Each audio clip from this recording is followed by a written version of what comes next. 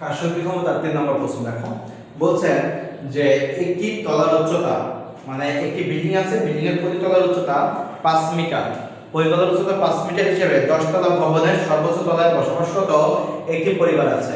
তার মানে কি 10 তলায় বসবাসরত একটি পরিবার আছে, শিশুটি বারান্দার গ্রিল দিয়ে 100 গ্রাম ভরের একটি বল ছেড়ে দিল এবং কিছুক্ষণের মধ্যে তা মাটিতে পড়লো। একটু লক্ষ্য করো, যদি বলা হয় যে প্রতি একতলা, 2 তলা, 3 তলা, একটু লক্ষ্য করে দেখবা যে যখন আমি এই বিল্ডিং এর কথা চিন্তা করব, এইটা হবে আমাদের গ্রাউন্ড ফ্লোর, এইটা হবে আমাদের ফার্স্ট ফ্লোর। ফার্স্ট ফ্লোর মানে কি দ্বিতীয় তলা, অর্থাৎ এই যে এই ফ্লোরটাকে বলা হচ্ছে 2 তলার ফ্লোর। তাহলে এরকম ভাবে যদি 10 তলার ফ্লোরের কথা বলা হয়, তাহলে দেখো একটু লক্ষ্য করো, এইভাবে যদি আমি ফিগারটা ড্র করি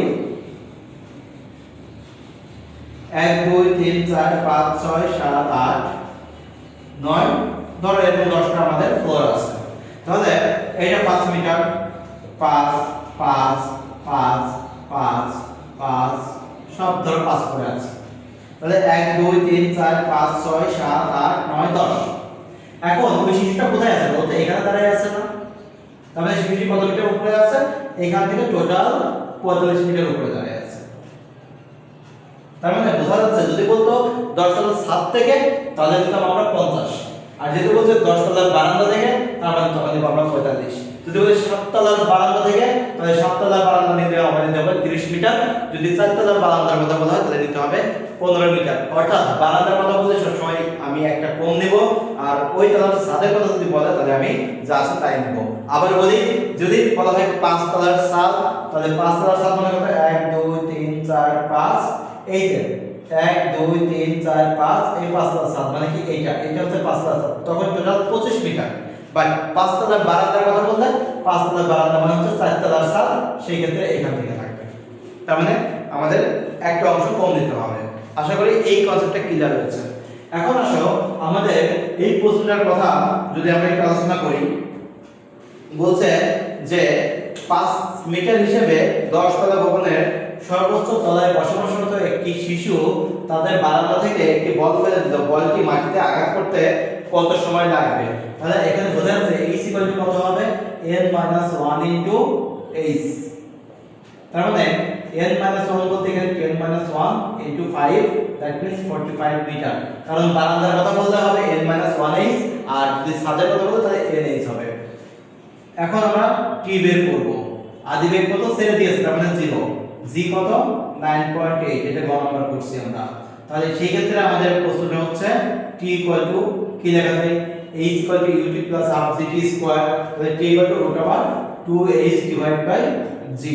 তাহলে h এর জায়গায় এখানে h প্রাইম হবে, তাহলে 2 * 45 / 9.8।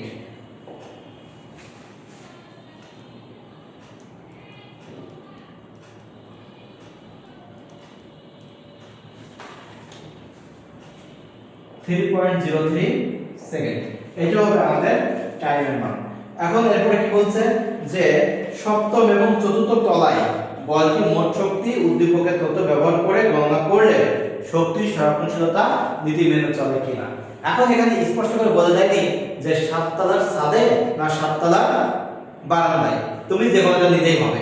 অর্থাৎ 7 তলার ছাদে যদি তুমি বের করো তাও যা মান আসবে, বারান্দায় করলেও তুমি একই রকম মান পাবে, হয়তো মান একটু কম বেশি হবে তোমার হচ্ছে, তবে শক্তি সংরক্ষণশীলতা নীতি একই রকম থাকবে, যে শক্তি কনজার্ভ হবে কি হবে না, মানে শক্তি সংরক্ষণশীলতা হবে কি হবে না। যাই হোক, আমি 7 তলার উচ্চতা হিসাব করি আর 4 তলার উচ্চতা হিসাব করি। তাহলে এখন দেখো ঘ নম্বর, তাহলে মোট উচ্চতা হচ্ছে এখান থেকে শুরু করে এই পর্যন্ত আমি 50 মিটার নেব, অর্থাৎ 10 তলার ছাদ থেকে শুরু করে এই পর্যন্ত। এখন 7 তলার ক্ষেত্রে, সপ্তম তলার ক্ষেত্রে,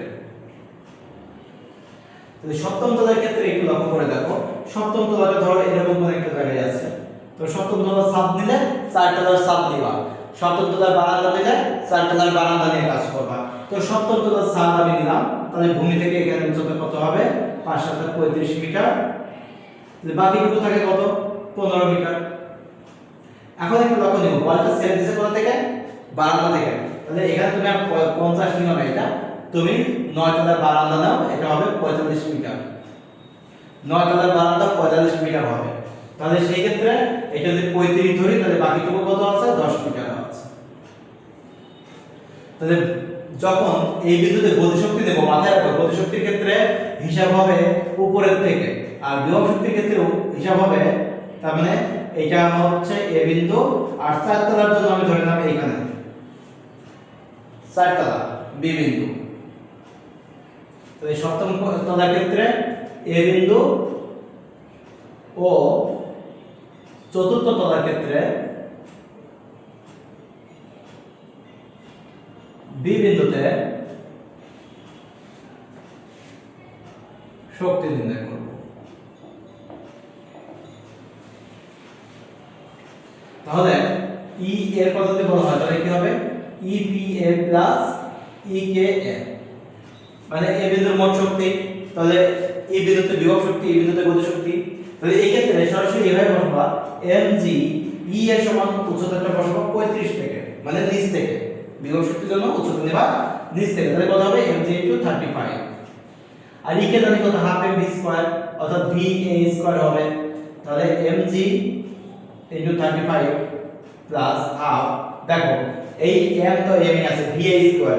এই বিন্দুতে বেগের মান কি? এই বিন্দুতে 0 ছিল, তাহলে v স্কয়ার সমান u square plus 2g x, অর্থাৎ এটা যদি x হয় তাহলে এই ক্ষেত্রে লেখা যায় m va স্কয়ার সমান u square plus 2 g x, x এর মান কত? 10 দেওয়া আছে। তাহলে এখন একটু লক্ষ্য করো, এটা কেটে গেল, তাহলে এখানে কত হবে? 35 mg plus 10 mg, ultimately 45 mg। তাহলে এখন 45 m এর মান কত দেওয়া আছে? m এর মান বলা আছে 100 গ্রাম। 100 গ্রাম মানে 0.1 কেজি, 9.8।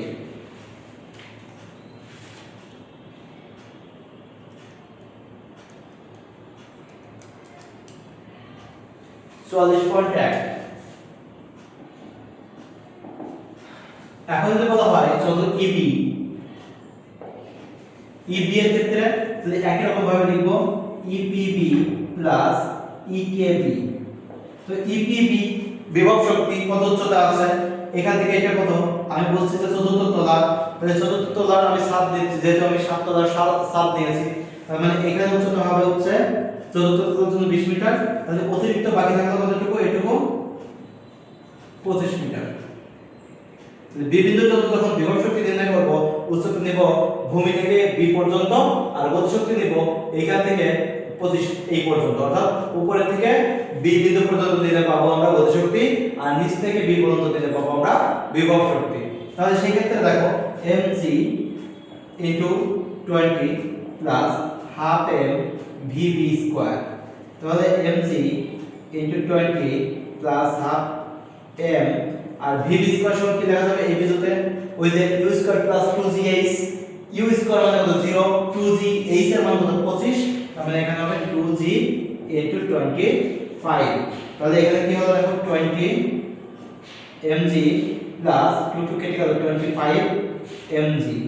তার মানে এখানে আমরা যেটা পাচ্ছি সেটা হলো যে এখান থেকে যদি আমরা এখানে নিয়ে আসি, বা 45 mg, আর 45 এর ক্ষেত্রে আমরা কি লিখতে? 45 ইনটু 0.1 ইনটু 9.8, তার মানে কত? 44.1 জুল।